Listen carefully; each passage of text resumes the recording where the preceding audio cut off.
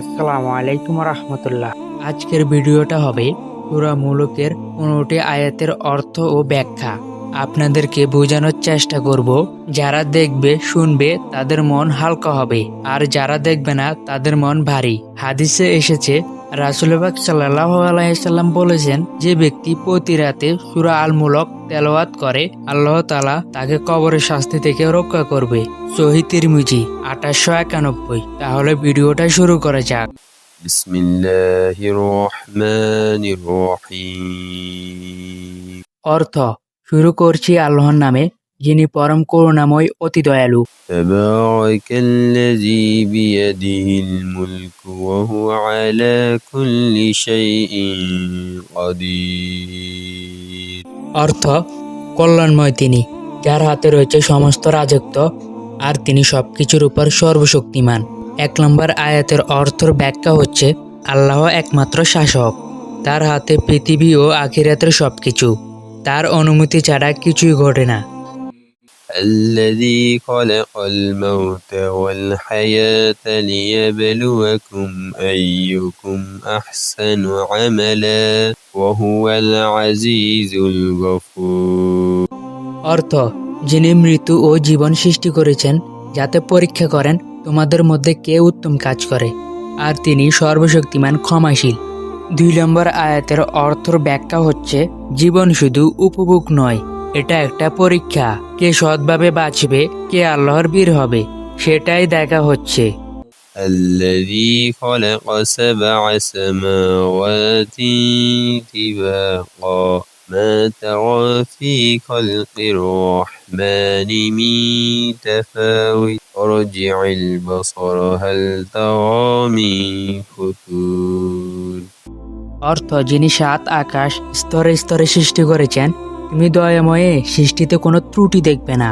আবার তাকাও, কোনো ভাঙ্গন কি দেখতে পাও? 3 নম্বর আয়াতের অর্থের ব্যাখ্যা হচ্ছে, আসমানের সৃষ্টি নিখুঁত, কোনো পাঠক বা ত্রুটি নেই। আল্লাহর সৃষ্টিতে পূর্ণ শৃঙ্খলা ও পরিপূর্ণতা। ثم ارجع البصر كرتين ينقلب إليك البصر خاسئا وهو حسير. অর্থ, আবার দৃষ্টি ফেরাও, তা ক্লান্ত ও ব্যর্থ হয়ে তোমার কাছে ফিরে আসবে। 4 নম্বর আয়াতের অর্থের ব্যাখ্যা হচ্ছে, বারবার দেখলেও আল্লাহ সৃষ্টিতে কোনো ভুল পাওয়া যাবে না, যা তার পরিপূর্ণতার প্রমাণ। ولقد زينا السماء الدنيا بمصابيح وجعلناها رجوما للشياطين وأعتدنا لهم عذاب السعير. অর্থ, আমি নিকটতমায় আকাশকে তারকা দ্বারা শোভিত করেছি এবং এগুলোকে করেছি শয়তানদের নিক্ষেপের উপকরণ, আর তাদের জন্য প্রস্তুত করেছি তাহা আগুনের শাস্তি। 5 নম্বর আয়াতের অর্থের ব্যাখ্যা হচ্ছে, যতই মানুষ অনুসন্ধান করুক তাদের চোখ ক্লান্ত হবে, কিন্তু কোনো ত্রুটি পাবে না।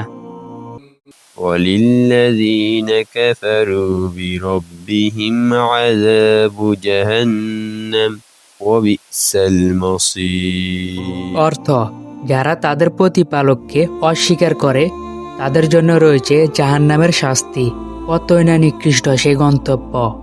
6 নম্বর আয়াতের অর্থের ব্যাখ্যা হচ্ছে, নক্ষত্র শুধু সৌন্দর্যের জন্য নয়, শয়তানদের প্রতিরোধের জন্য ব্যবহৃত হয়, এটাই আল্লাহর পরিকল্পনা। إذا ألقوا فيها سمعوا لها شهيقا وهي تفور. অর্থ, যখন তারা তাতে নিক্ষিপ্ত হবে তারা শুনবে তার ভয়ঙ্কর গর্জন, যখন তা তলে উঠবে। 7 নম্বর আয়াতের অর্থের ব্যাখ্যা হচ্ছে, যারা আল্লাহকে অস্বীকার করে তাদের জন্য জাহান্নামের ভয়াবহ শাস্তি রয়েছে। تكاد تميز من الغيظ كلما ألقي فيها فوج سألهم خزنتها ألم يأتكم نذير. অর্থ, তা প্রায় ক্রোধে ফেটে যাবে যখনই তাতে কোনো দল নিক্ষিপ্ত হবে। রক্ষীরা বলবে, তোমাদের কাছে কি সতর্ককারী আসেনি? 8 নাম্বার অর্থর ব্যাখ্যা হচ্ছে, যখন কাফেরদের জাহান্নামে নিক্ষেপ করা হবে তখন তারা ভয়াবহ গর্জন ও শ্বাস প্রশ্বাসের আওয়াজ শোনা যাবে। قالوا بلى قد جاءنا نذير فكذبنا وقلنا ما نزل الله من شيء إن أنتم إلا في ضلال অর্থ, তারা বলবে, হ্যাঁ, كبير সতর্ককারী এসেছিল কিন্তু আমরা মিথ্যা বলেছিলাম। 9 নম্বর আয়াতের অর্থর ব্যাখ্যা হচ্ছে, জাহান্নাম ক্রোধে ফেটে পড়া উপক্রম হবে আর ফেরেশতারা জিজ্ঞেস করবে, তোমাদের সতর্ককারী কেউ আসে নাই? وقالوا لو كنا نسمع أو نعقل ما كنا في أصحاب السعير অর্থ, তারা বলবে, যদি আমরা শুনতাম বা বুঝতাম তবে আমরা জাহান্নামের বাসিন্দা হতাম না। 10 নম্বর আয়াতের অর্থর ব্যাখ্যা হচ্ছে, তারা বলবে, হ্যাঁ, সতর্ককারী এসেছিল কিন্তু আমরা অমান্য করেছিলাম। এখন তারা অনুশোচনায় কাঁদবে কিন্তু তখন আর লাভ হবে না। فاعترفوا بذنبهم فسحقا لأصحاب السعير অর্থ, তারা নিজেদের অপরাধ স্বীকার করবে, অভিশাপ হোক জাহান্নামের বাসিন্দার উপর। 11 নম্বর আয়াতের অর্থর ব্যাখ্যা হচ্ছে, তারা নিজেদের দোষ স্বীকার করবে কিন্তু তবুও ক্ষমা হবে না। إن الذين يخشون ربهم بالغيب لهم مغفرة وأجر كبير অর্থ, যারা অদৃশ্য তাদের প্রতিপালককে ভয় করে তাদের জন্য রয়েছে ক্ষমা ও মহান পুরস্কার। 12 নম্বর আয়াতের অর্থর ব্যাখ্যা হচ্ছে, যারা অদৃশ্য অবস্থাতেও আল্লাহকে ভয় করে ও সত্যনিষ্ঠ থাকে তাদের জন্য আছে ক্ষমা ও বড় পুরস্কার। وأسروا قولكم أو جهروا به إنه عليم بذات الصدور অর্থ, তোমাদের কথা লুকিয়ে বলো কিংবা প্রকাশ্যে বলো, তিনি তো অন্তরের গোপন বিষয় পর্যন্ত জানেন। 13 নম্বর আয়াতের অর্থর ব্যাখ্যা হচ্ছে, মানুষ যা গোপন বা প্রকাশ্যে বলে আল্লাহ সব জানেন, তার কাছ থেকে কিছুই গোপন নয়।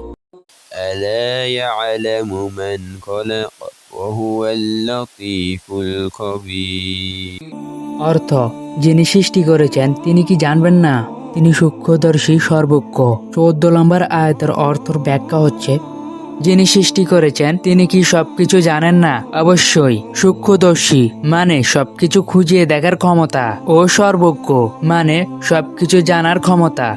والذي جعل لكم الأرض ذلولا فامشوا في مناكبها وكلوا من رزقه وإليه النشور অর্থ, তিনি তোমাদের জন্য পৃথিবীকে সহজ করেছেন, তাতে চলাফেরা করো এবং তার রিজিক আহার করো এবং তার কাছেই তোমাদের পুনরুত্থান হবে। 15 নম্বর আয়াতের অর্থর ব্যাখ্যা হচ্ছে, আল্লাহ পৃথিবীকে মানুষের জন্য সহজ ও চলনযোগ্য করেছেন যেন মানুষ এতে চলাফেরা করে, তাদের রিজিক গ্রহণ করে এবং তার নিকটতম ফিরে আসে। আরও সূরা মুলুকের 15টি আয়াত আছে, সে 15টি আয়াত পরবর্তী ভিডিওতে দেওয়া হবে। ভিডিওটা এখানে সমাপ্ত করছি। তো আপনারা ভালো থাকবেন, সুস্থ থাকবেন। আল্লাহ হাফেজ।